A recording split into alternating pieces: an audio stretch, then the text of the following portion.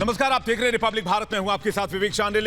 सबसे पहले इस वक्त की बड़ी खबर की बात कर लेते हैं। इस वक्त की बड़ी खबर मुंबई से मिल रही है, जहां पर एनसीबी ने 3 जगहों पर छापेमारी की है। बांद्रा में 3 जगहों पर छापा पड़ा है और आपको बता दें, ये तीनों जगहों पर एनसीबी की जांच जारी है। क्रूज ड्रग्स मामले में एक्शन में एनसीबी और लगातार एनसीबी ऐसे ठिकानों की पड़ताल कर रही है जहां से ड्रग्स कनेक्शन जुड़ता नजर आ रहा हो।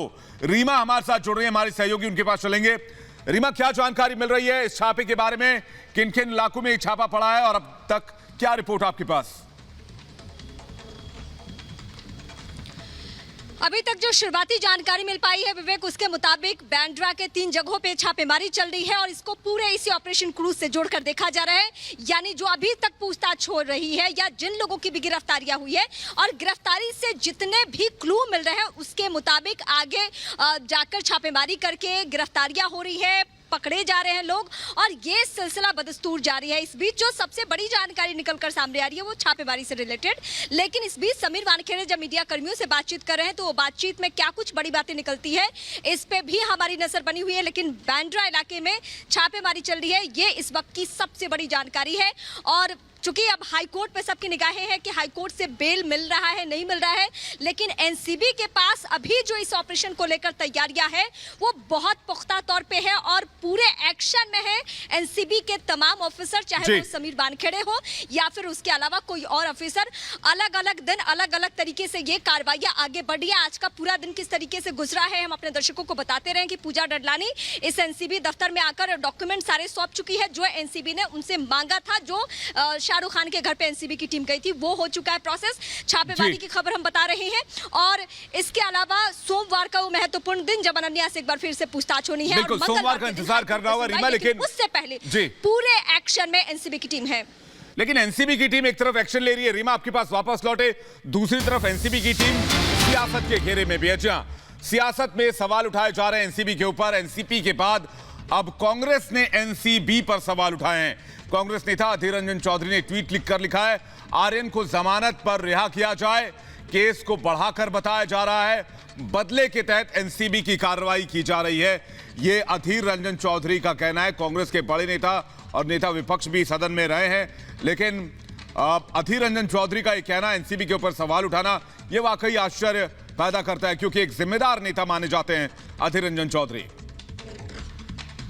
रीमा हमारे साथ लगातार है। रीमा, एनसीबी की कार्रवाई को लेकर बार बार सवाल क्यों उठाया जा रहा है? एनसीबी ने सिर्फ एक्शन लिया, फैसला सबूतों और तथ्यों के आधार पर अदालत ने दिया। इन पार्टियों को दरअसल आदत है विवेक, पहले ईडी, उसके बाद सीबीआई और अब उस लिस्ट में किसका नाम शामिल है? इस एनसीबी का, और खासकर मुंबई एनसीबी का, जिसको लेकर समीर वानखेड़े चर्चा में है या इनकी कार्रवाई चर्चा में रही है। और चूंकि चर्चा इस बात को लेकर है कि स्टारकिड अभी सलाखों के पीछे है, लेकिन ये पहली दफा नहीं है जब किसी केंद्रीय जांच एजेंसी पे सवाल उठ रहा हो। ये लोगों को गुमराह करने की कोशिश है।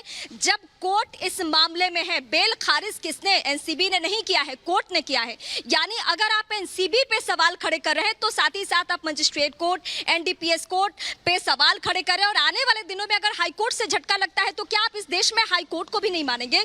क्या इस देश में आप एनडीपीएस कोर्ट को भी नहीं मानेंगे? आप एनडीपीएस की सख्त धाराओं को भी नहीं मानेंगे? आपकी सियासत के लिए अगर एनसीबी है तो क्या आपकी सियासत के लिए? लेकिन रीमा, आप अगर किसी पे सवाल उठाए उससे पहले रीमा, इससे ज्यादा भी कोशिश ये नजर आती है कि इन नेताओं को लगता है कि शायद इससे थोड़ी पॉपुलैरिटी मिल जाए या फिर खबरों में रहने का एक जरिया भी मिल सकता है। लेकिन आज सुबह एनसीबी के दफ्तर शाहरुख खान की मैनेजर पूजा ददलानी पहुंची और पूजा ने एनसीबी को कुछ कागजात सौंपे। देखिए 1 मिनट की रिपोर्ट।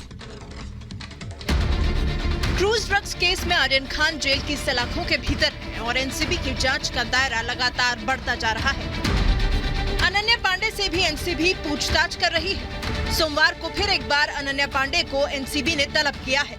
इस बीच आज शाहरुख खान की मैनेजर पूजा डडलानी एनसीबी दफ्तर पहुंची और उनके हाथों में सील बंद लिफाफा था। एनसीबी अधिकारियों ने आर्यन खान से जुड़े कई दस्तावेज मांगे थे, जिसके लिए बाकायदा एनसीबी की टीम शाहरुख खान के घर पहुंची थी। माना जा रहा है कि इन्हीं दस्तावेजों को लेकर शाहरुख खान के मैनेजर पूजा डडलानी सुबह सुबह एनसीबी के दफ्तर पहुंची थी। सूत्रों की माने तो एनसीबी की जांच महज चैट तक सीमित नहीं है। इंटरनेशनल ड्रग्स हैंडलर्स से भी पूछताछ की जा रही है। एनसीबी दफ्तर में अफसरों से मुलाकात के बाद कुछ ही देर बाद पूजा डडलानी वापस लौट गई। फिलहाल Aryan Khan Arthur road jail में बंद हैं, जिनसे मिलने 2 दिन पहले शाहरुख खान खुद पहुंचे थे। आर्यन खान की जमानत याचिका पर मंगलवार को हाई कोर्ट में सुनवाई होगी।